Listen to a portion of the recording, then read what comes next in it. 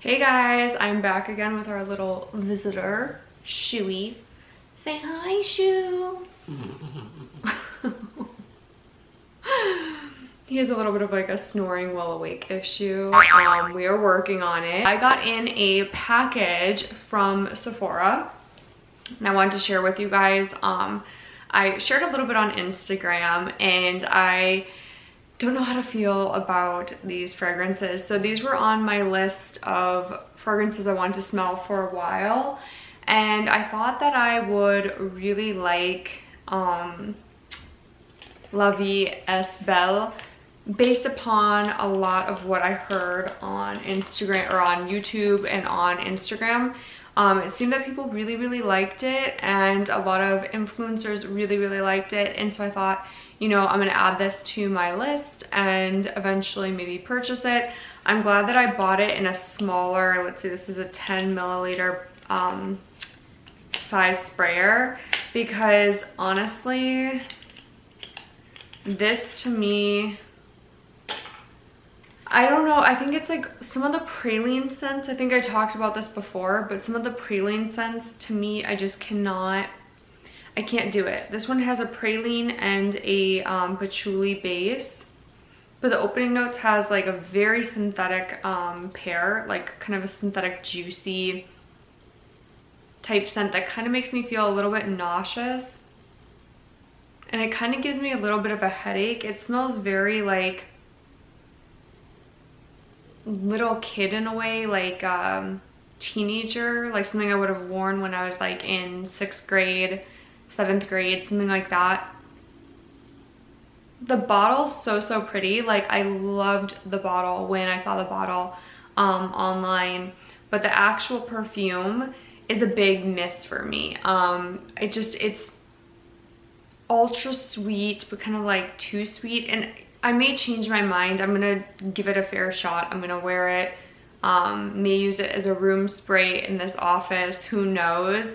It's actually not as bad as it originally smelled when I first smelled this, and I just was like, oh no, it was way too much, but it's actually not that bad. It kind of has the same sweetness as Black Opium, that like synthetic sweetness, but it's very different. The praline kind of gives it this like weird twist, in my opinion. It's actually not that bad. Now it's kind of growing on me. So this is why when I do these reviews and when I talk about things and when I like smell them, sometimes it changes and my thoughts and everything change, like from this morning to right now.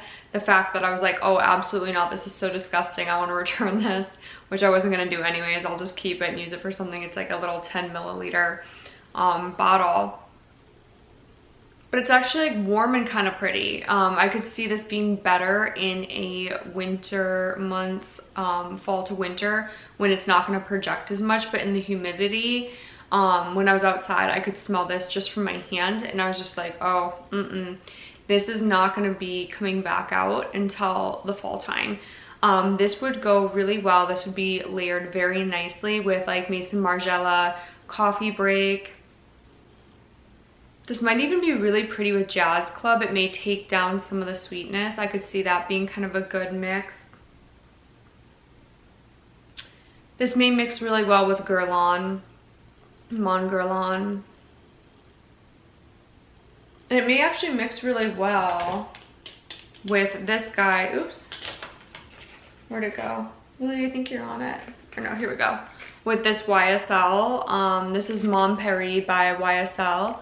We're gonna try mixing the two of them. The Mon Paris by itself, by the way, I love the bottles of these. So this one's the Mon Paris bottle. It's a really pretty bottle. It's a typical YSL scent, designer scent. You know, it's not super standout, pretty synthetic. There's a juicy like tart top note to it, almost kind of like a raspberry note. And then there's like a little sweetness underneath, but it's not as sweet as the other one. So this one's a little bit more tart, a little bit more like juicy sweet. I really like this actually. This reminds me of almost like a Juicy perfume, like an actual, the brand Juicy. But it's a little bit more sophisticated, a little more refined. Definitely designer, definitely synthetic. There's a couple flankers for this, I guess. And so let's see here. So of course, fruity is the first accord, but we're gonna find the notes. I knew there was raspberry in here. So the top notes are gonna be strawberry, raspberry. I didn't smell too much strawberry. It says there's also pear, orange, and tangerine in here, and bergamot, but I don't really pick up on the bergamot really. Not even on the tangerine or the orange. I really don't smell that at all. I smell the raspberry first and foremost. I guess I could kind of see strawberry, but it's really, really raspberry in my opinion. This came out in 2006. The creator's Oliver Cresp. The middle notes are going to be peony, jasmine, Chinese jasmine, datura, and orange blossom. The orange blossom is super, super, super strong. It's almost kind of a synthetic-y jasmine. It's not like a Wilhelm jasmine. It's definitely pretty though. It's very feminine. And then the base notes are going to be Indonesian patchouli leaf. So a little bit more crisp, not as woody. Patchouli, white musk, vanilla, ambroxan, moss, and cedar. And you don't really smell that moss or that cedar. A little bit of the moss actually. I'm getting a little bit of like the Chloe Nomad moss, where it's kind of like it almost enhances it and makes it slightly more, like with that ambroxan, cedar, and moss, it kind of makes it a little bit more soft and earthy, not so floral. So it's like kind of bringing it down a little bit, rounding it out a little bit. That's what I'm getting here. So we're gonna go ahead and we're gonna mix that with La Vie est Belle, because I feel like the notes are almost kind of, oh my god, you guys, there's like something in La Vie est Belle that makes me want to keep smelling it, but also forming a migraine slash I can't stand it. But there's something I really, really like in La Vie est Belle, but then there's a note in there that I'm just like, and I think it's probably the praline. But aside from that note, this would have been a really good fragrance and I probably would have worn it. But honestly, it kind of brings back Black Opium vibes. I feel like most of these perfumes kind of have that, like if they're sweet and they're a little bit like sweet musky, it automatically just like stirs in like that sugary sweet, kind of a little bit like maybe fruity-ish. It kind of always turns back to that dry down of Black Opium, if that makes sense. I don't see what all the hype is about La Vie est Belle, but I do know it is very different because it has that like note that almost smells like old shoes to me. But it's not, it's a gourmand, but to me it doesn't smell right. It smells kind of like Nikes, like there's a distinct smell of like Nikes when you first get them and they're new, but once they get kind of old and the rubber's worn, it's kind of like worn rubber. And that's what I'm picking up inside of La Vie est Belle, which other people are going to be like, you're crazy, it does not smell anything like that. But to me, that's what I am completely picking up. Every time I whiff it, it smells just like the insole of a shoe to me. It's weird. But then when I sit with it for a little bit longer, I can smell kind of like the praline, like a sugared praline, kind of like it's more of a gourmand. But upon first whiff, I'm picking up that rubber scent. This is why I'm gonna have to mix it with something. So we're gonna try it out with this. Just spray it on top. Could probably go through these things in just like one review, spraying them all over the place.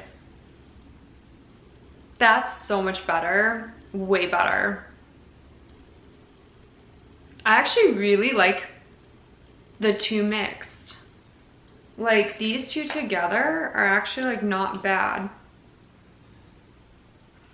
Because with this, it's very like sharp kind of, you get that sharp kind of fresh, fruity. This would be really good in summer actually. Because it almost smells like a clean shirt, like a warm, clean, sweet shirt. I don't know, like there's no such thing as a sweet shirt, but it smells like a shirt, like fresh laundry mixed with something else in a way.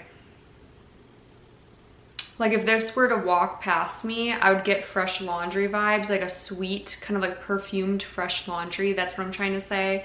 It's like a perfumed fresh laundry, like when you use a really good laundry detergent. this reminds me of so many women like this in my life, like growing up. It smells very elegant and pretty. It's just a pretty perfume, just like the bottle. The full-size bottle is really pretty. So now that rubber note's coming back through again. I'll have to wear this for like a full day. I'll have to wear this all by itself for a full day, and then I'll have to, maybe on like a shorter day where I know I can like escape and wash off if I really can't stand it, and I'll have to wear this layered on top of this and then this by itself. So I'm gonna have to come back with a report on like my favorite designer fragrances that are super popular on YouTube and Instagram, because there are so many that are really popular, and I just want to kind of talk about them with like a real honest chat. And those of you who like my scent profile, like things I typically gravitate towards, you'll know how I like feel about them. So I'm curious, like, if you guys have smelled La Vie est Belle, do you like it? Do you wear it? Do you layer it? I want to hear feedback from you guys on how you feel about these perfumes, how you like these perfumes, how you wear these perfumes. Do you layer it with a certain type of moisturizer? Like, what is your routine with these perfumes? I know that with the designer ones, the ones that I've been picking up through Sephora randomly, I know that more and more people are going to be familiar with them. So I'm curious to get your guys' feedback on this. I did pick up some other stuff from Sephora. So I did get Narcisso's kit, and I remember these smelling very different. I remembered it being very different when I owned these, like actually owned the fragrance. We're gonna spray up here. Like, I remember Narciso Rodriguez being a very different experience, very musky. I remember it being bolder and not as alcohol-y either, but maybe I had like a higher concentrate. This one's the Eau de Toilette. I have the Eau de Parfum, and then I have the Pure Musk, which I really liked, and I still have that on. So actually it's dried down. It's been dried down for about 3 hours on this side, and I really like it. It's very, very musky, like actual musky. It'd be a good one to mix. It'd be something that you could mix any sort of scent into.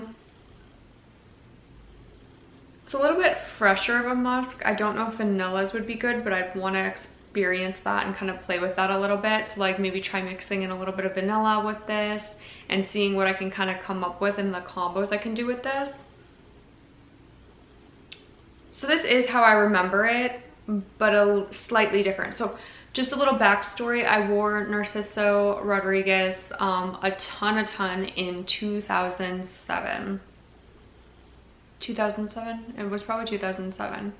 2007 to 2008, I was wearing Narciso Rodriguez a ton. It was a pink bottle, and I wore it all the time. I got so many compliments on it. I was doing hair at the time, so I was a hairdresser and makeup artist. And people would always say, oh my god, that smells so good, because when you're in their face and you have it on your wrist, they would always say it smells super warm, really pretty, very feminine. And this smells like it, but it's not the same strength.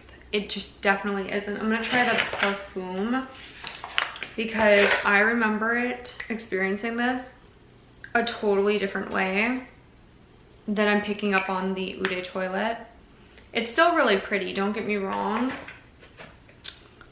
It's just not the same. Like, it really isn't. I don't know if they reformulated or changed the formula somewhat, tweaked a couple things, but it just smells very different to me. It could have been even like maybe a totally different, like these are completely different bottles, but I could have sworn that it was the For Her. And it doesn't smell the same, like at all. Like this to me, I mean, it's very different than what I remember experiencing back in like 2007. I'm gonna look up the notes for you guys on this guy. So very interesting. So this was launched in 2006. So it was created by Christine Nagel, and Nagel, and Francis Kirkjohn. So I'm really interested in this. You guys probably know, you've probably seen that Francis Kirkjohn is now going to be working for Dior, doing, you know, the formulating for Dior, I guess, or collaborating or something. Like he's hired to do something within Dior, creative director, I'm guessing. So it's gonna be interesting to see how Dior changes with his influence. I'm really excited for that. But this is the one that I purchased. So looking at the bottle, this is exactly the perfume that I wore back in 2007, 2008. Same bottle. And I think I actually bought the black bottle too, which I'll look at that one as well. But I bought that bottle and I was just in love with it, obsessed with it, thought it was the best thing ever. The top notes are gonna be rose and peach. The middle notes are gonna be musk and amber. You guys already know, if you watch this channel, you're probably used to this. Musk and amber vanillas are like my favorite. I absolutely love anything, pretty much anything musky, ambery, and vanillic. It's like my go-to.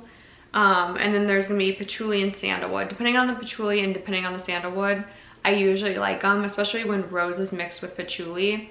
Absolutely love it. Kind of warms it up a little bit. Like it warms up the rose and the rose warms up the patchouli. They play really well together. Depending on the sandalwood, I believe when I've smelled like the raw materials, I think it was the Hawaiian sandalwood that I loved the most. There's Indian sandalwood, there's all sorts of different sandalwoods. And to me, the Hawaiian one was super sweet. It's like a sweet sandalwood. Absolutely fell in love with that, and I think that that's probably used in quite a few perfumes. It doesn't obviously say on here, but it just smells really, really, really good. Like really good. And let me pull up the black one as well. I just think you like can't go wrong with that kind of scent profile, but I know that there's probably people who really don't like it as well. The original was launched in 2003, same creators, and the top notes are gonna be African orange flower, osmanthus, and bergamot. The middle notes are gonna be musk and the amber, and then the base notes are vetiver, vanille, and patchouli. You guys, this actually might be the one that I was used to and that I used to wear, because I remember it being, so this is the black bottle. I think I finished off a pink bottle and then I went straight for the black bottle, and I may have to buy the black bottle again because I just remember being so obsessed with the notes, and I love vetiver as well. So I think that this one was the one that I was kind of hoping was going to be inside this kit. These are still beautiful. I will wear these. I'll probably wear them quite a bit because they're not really that like offensive. It's still unique. In my mind, it was kind of like an intro to niche when I was that young. That was like well over a decade ago. I was 18, I believe, 17, 18, 17, I think, when I started wearing Narciso Rodriguez. And I just remember thinking like, wow, this is so unique. This is so different. Kind of like my Lolita Lempicka obsession. I kept trying to find scents that no one else was wearing and that were so different, and I actually tried to create my own scents with like essential oils and everything like that back then, because I worked at Aveda, went to school at Aveda, and I was always looking for something that was super unique, something that maybe other people hadn't smelled yet. And Lolita Lempicka, I don't think I would wear it again. I remember like not really loving it, and then the more I wore it, the more I liked it, which is pretty standard. But I remember thinking like, if I could find something unique, and then I found the Narciso Rodriguez, and that was like my favorite, my go-to. And I think I kind of filtered through the different Narciso Rodriguez perfumes because I think there was like 2 or 3 at the time. And finally, we're gonna talk about the last part of my order. So I ordered 3 of these lip kind of like lip pens. It's from Tarte, and it's the Maracuja Juicy Lip Plumps. They look like this. I don't know if you guys can see that. It's kind of a bad way of showing it. But I ordered the colors Tulip, which I think is what I have on right now. Mixed Berry. Actually, I think I have Mixed Berry on right now. So this is the Mixed Berry. It's just like a little pen, so it looks like this. These are really nice. You just click the bottom and just apply like you would a lipstick or a lip gloss. And it's almost like a chapstick. It has a little bit of a tingle, kind of like what you'd expect from a traditional lip plumper. But it's very smooth, very lightweight, and the colors are really, really, really pretty for being this kind of like chapstick style pen. It's not sticky at all. It just feels really, really good, very refreshing, perfect for summer with that little bit of like tingle in there. As far as lip plumpness, I don't really notice like a huge, change, like no pun intended. But I do notice that I like how it feels on the lip, and I love the colors. The colors are all pretty neutral, nothing too crazy. I didn't get any crazy colors, however, like I got kind of like neutral berries, things like that. They didn't really offer like anything too wild or out of the norm. This one is Primrose. Yeah. So obviously I still have stuff on, but I'm trying to show you guys. It is pretty like thick. So it's not like sometimes you order these like lip gloss type things or, you know, lip products and they feel really thin on the lip. This one actually feels like it has some substance to it, like it's a little bit thicker without being sticky or anything like that. It's literally like the perfect lip product. So I'm excited to play more with that. And yeah, so that kind of concludes my Sephora order for the day slash popular fragrances, designer fragrances from Sephora slash Instagram. And I will be doing another review probably a little bit later on today. I'm gonna try and bang out a couple. So I did change from my gold dress. I still don't have my hair done. This is air dried, but it's not horrible. I feel like letting my hair kind of do its own thing has been really, really good for it, because like I said, my hair was breaking off and I really need to use a little less heat on my hair, especially with washing it as much as I do due to running. It's good for it to kind of be able to relax a little bit, and hopefully I can grow my hair out longer and longer. I am going to be using coconut oil in my hair again, so between washes, the night before I have a wash, I'm going to go ahead and saturate like the mid lengths, so like from like right here down, with coconut oil, and then braid it or do something with it, because I noticed that when I was doing that often, my hair texture was so much better, shiny, silky, smooth, and it was growing really, really long. Because the whole thing is your hair will grow from the roots, right? That's not the part that you really need to worry too much about unless you have really slow hair growth or you're losing a lot of hair. The main thing with me is I would get split ends, or hair would just start breaking off as I was detangling it, which I use a detangle brush, but it was just breaking off because it was so weak, or because it was so dry, or because it was just split ended. And so my whole thing is to start treating the hair like silk, like I would any really nice fabric, and just giving it like a lot of TLC, make sure I'm trimming it often, getting rid of all the little splitty endy thingies, and just making sure that it's really, really healthy. And so I'm on that journey right now. I will let you guys know how it goes. Thank you for being here. Again, if you do wear these perfumes, I'm curious to hear how you like them, if there's any others that you really love, and what you guys want to see next. So thank you for being here with me. Bye.